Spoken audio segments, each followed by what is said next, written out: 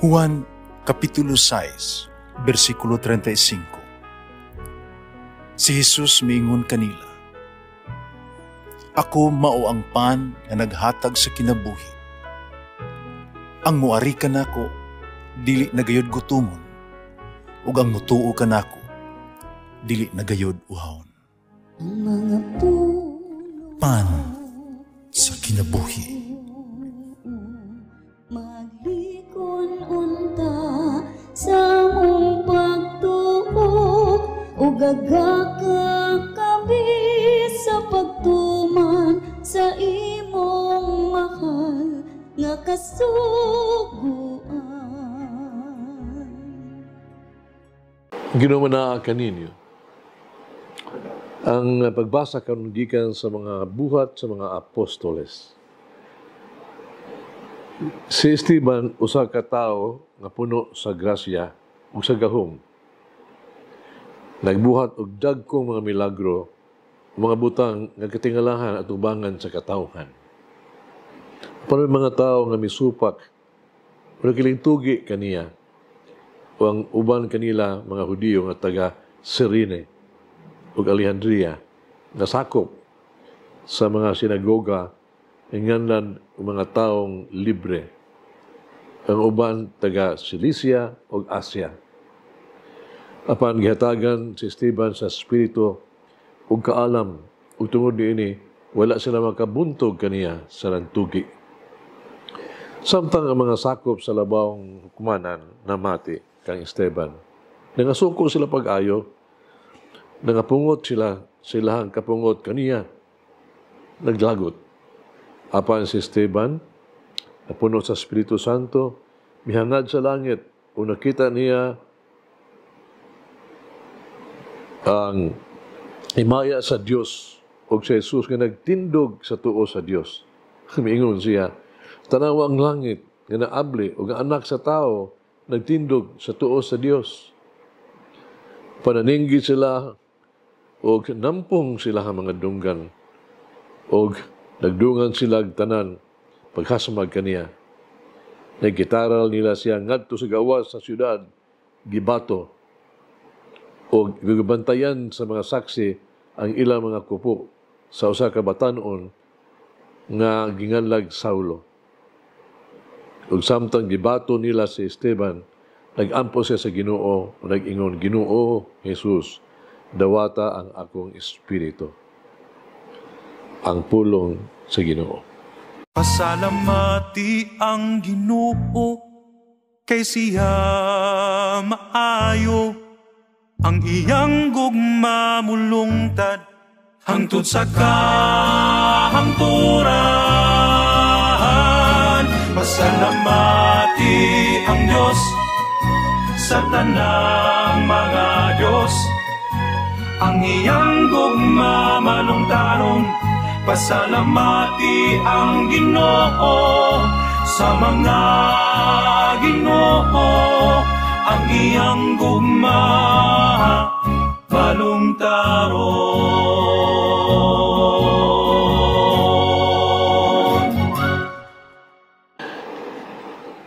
Human lamang sa pagsalud ito sa Pasko, ang unang adlaw, kini fiesta ni San Esteban, ang unang batan-on kayo nga nihalad na siya kinabuhi ngadto sa Ginoo. Isip martir. Mahimo nga wala mahibalaan ni San Esteban ang sinugdan kung saan pagtubag sa iyang mga tigsaway ba kining nagpatay kaniya. Apan ang ebanghelyo karon adlaw or ang tawag nato ang pulong sa Dios alang kanato karon. No? Gisidasig ni Jesus, no? Diya sa Ebanghelyo. Ang iyang mga sumusunod, nga dili mabalaka kung unsay may tabo, kung kita lutuso na, tungod kay ang Espiritu Santo, musulti pinaagi kanato. Mateo, chapter 10-20. Musa si Esteban, misalig sa Espiritu. Kinsa, mihatag kaniya di lamang sa kaisog sa pagsangyaw, kundi sa grasya, usaw sa pagpasaylo sa mga taong umipatay kaniya. Acts of the Apostles, chapter 6, 10.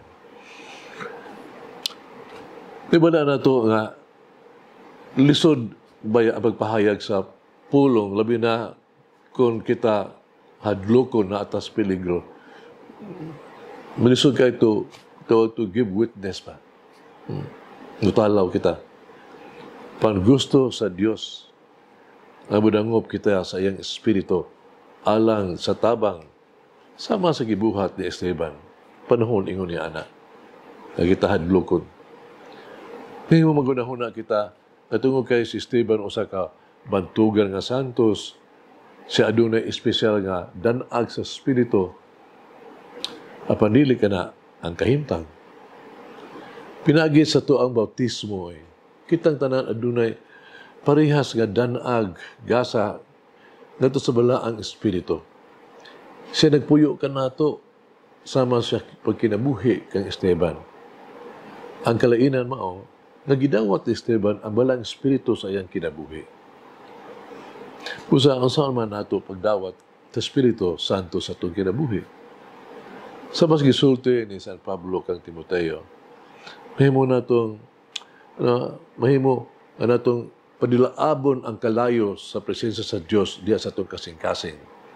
2 Timoteo chapter 1 verse 6. Mahimo kini ngayano nga pulong sa pagtuo. Sa pag-ampo ba sa mas pag-ingon, we call, come Holy Spirit, ubaday ka, Espiritu Santo. Ang malang Espiritu, duol kaayo kanato. Bisan kung kita wala mahibalo, kung unsay ganit atong pangayoon, siya nangamuyo na, ubas dili maasoy nga pag-ampo alang kanato. Romans chapter 8, verse 26.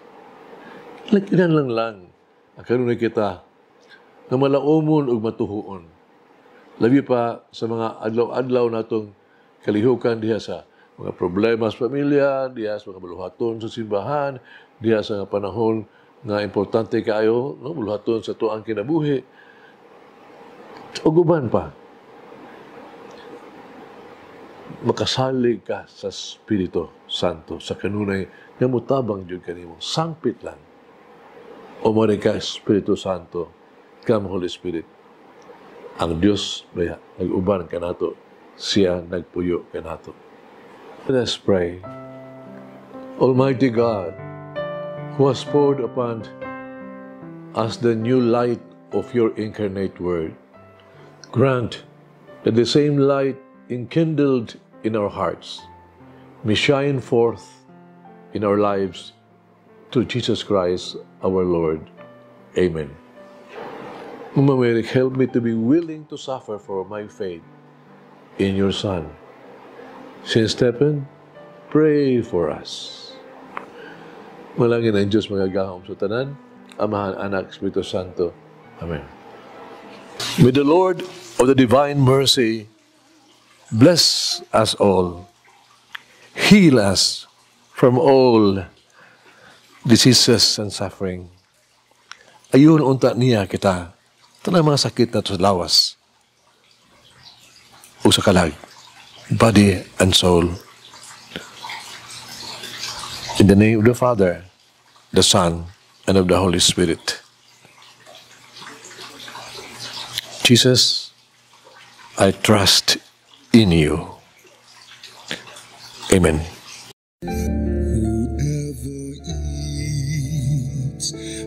Bread of life will never hunger, says the Lord. Kay galaan inyong nabati ang pagpaambit ug hamubong pamalandong sa pulong sa Dios pinaagi sa tulumanon. Pan sa kinabuhi nga gidumala ni Monsignor Daddy Silva. Hangtod na usab sa sunod higayon, daghang salamat.